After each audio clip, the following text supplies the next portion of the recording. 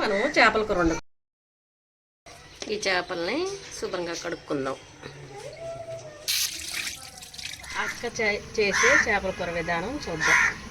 ఈరోజు అక్క చేస్తుంది. తీసుకోరు కదా, కొంచెం ఆయిల్ వేసుకోవాలి ఎక్కువగా. ఉల్లిపాయలు వేసుకోవాలి, పచ్చిమిరపకాయలు, మనం రోట్లో వేసి నూరుకున్న అల్లం వెల్లుల్లి పేస్ట్ వేస్తాం. కనీసం 4 స్పూన్లు కారం. చేపల కూర కారంగా ఘాటుగా ఉంటే బాగుంటుంది.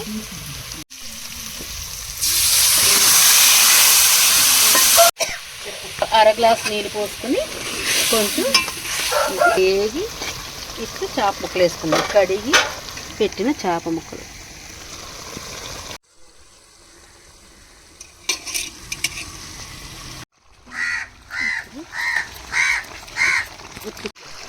ఇప్పుడు కొంచెం కలుపుకుందాం.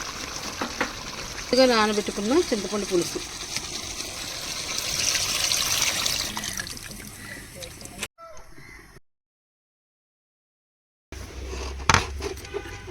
పుదీనా ఇప్పుడు వేసుకుందాం.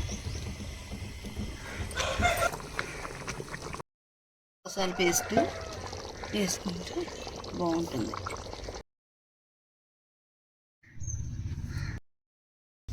దింపేసుకుందాము కూర.